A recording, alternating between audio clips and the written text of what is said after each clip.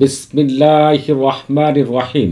আসসালামু আলাইকুম ওয়া রাহমাতুল্লাহি ওয়া বারাকাতুহু। আজকে আমি আপনাদের মাঝে হাজির হয়েছি সূরাতুল ইখলাস এবং সূরাতুল আল ইমরানের 151 নম্বর আয়াত দ্বারা পুঁতে রাখা জাদুকুফরি ধ্বংস করার 100% পরীক্ষিত সেরা শক্তিশালী বিশেষ একটি আমল দিয়ে।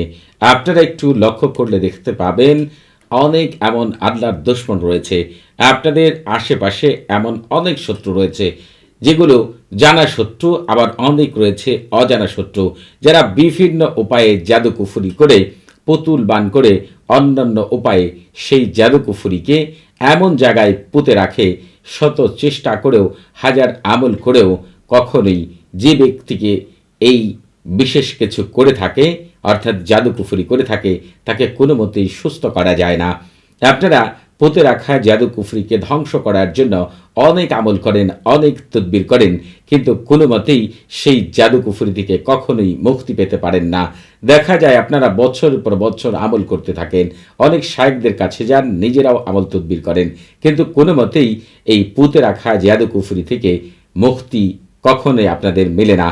তবে আমি আপনাদেরকে আজকে এমন একটি আমল বলে দিব পবিত্র কোরআন থেকে, যে আমলটি সঠিকভাবে করতে পারলে যত বছরেই পুঁতে রাখা জাদুকুফরি হোক না কেন, আল্লাহ তাআলার অশেষ রহমতে ওই দিনই সকল প্রকার পুঁতে রাখা জাদুকুফরি ধ্বংস হয়ে যাবে এবং আপনি সম্পূর্ণ সুস্থ হয়ে যাবেন।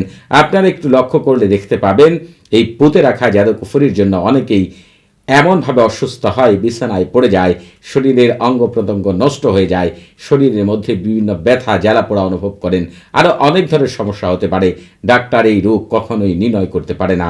এই আমলটি করার জন্য আপনাদের যেটি করতে হবে, পাক পবিত্র হয়ে অজু করে জায়নামাজে বসে অথবা ফ্লোরের উপরে বসে অথবা মাটির উপরে বসে পূর্ব দিকে মুখ করে অথবা দক্ষিণ দিকে মুখ করে মুখে তিতা জাতীয় জিনিস রেখে এরপর মনে প্রাণে চিন্তা করবেন আপনার উপর পুঁতে রাখা যত প্রকার জাদুকুফরি রয়েছে সব কিছু পবিত্র এই সূরা এবং এই আয়াত দ্বারা আপনি আল্লাহ তাআলার কাছে সাহায্য চাচ্ছেন। আল্লাহ তাআলা ফেরেশতা পাঠিয়ে হলেও সেগুলোকে সারা জীবনের জন্য ধ্বংস করে দিবে।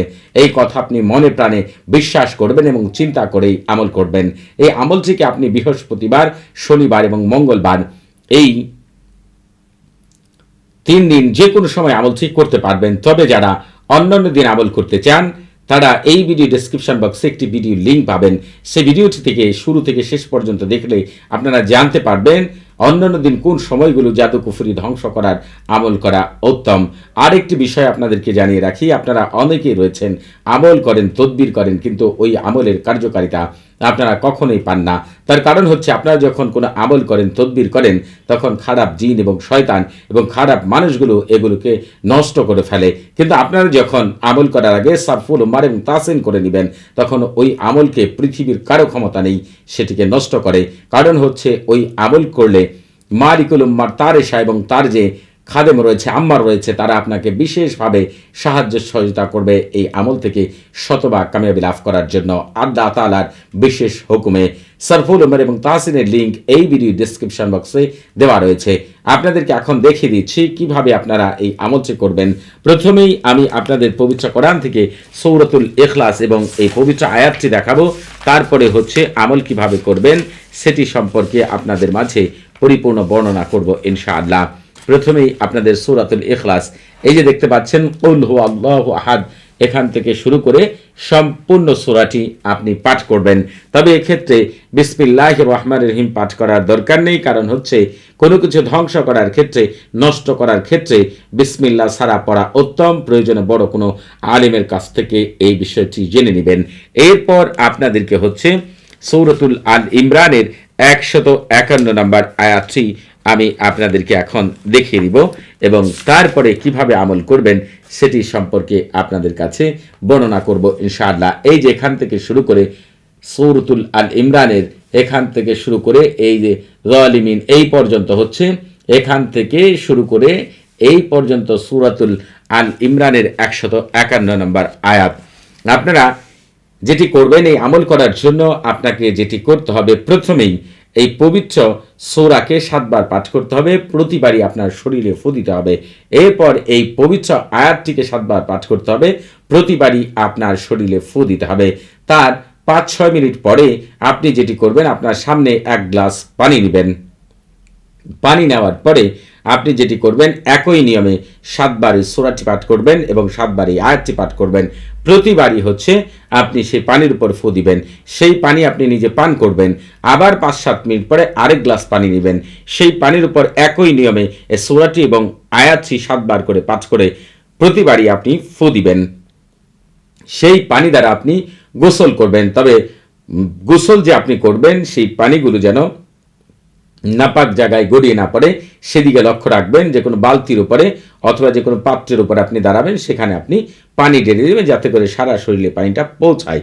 আর এরপরে কিছুক্ষণ পরে গোসল করে এসে আপনি আরেক গ্লাস পানি নেবেন, সেই গ্লাসের মধ্যেও আপনি যেটি করবেন, 7 বার এই পবিত্র সূরাটি এবং এই আয়াতটি 7 বার পাঠ করবেন।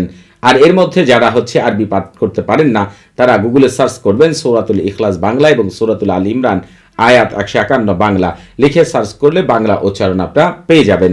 আপনারা যেটি করবেন সেটি হচ্ছে এইভাবে আবারও 7 বার এই সূরাটি এবং এই আয়াতটি পাঠ করে পানির উপর ফু দিয়ে ওই পানিটি 2 বেলা আপনি হচ্ছে সকাল এবং সন্ধ্যায় আপনার বাড়িতে ছিটাবেন। আমি গ্যারান্টিতে বলতে পারি সকল প্রকার পুঁতে রাখা জাদুকুফরি ওই দিনই ধ্বংস হয়ে যাবে ইনশাআল্লাহ। তবে আপনারা এই আমলের কার্যকারিতা যেন আরও কয়েক গুণ বেড়ে যায়, জন্য এই আমল করার আগে আপনারা অবশ্যই আমার কাছ থেকে এজাজত নিয়ে আমল করবেন।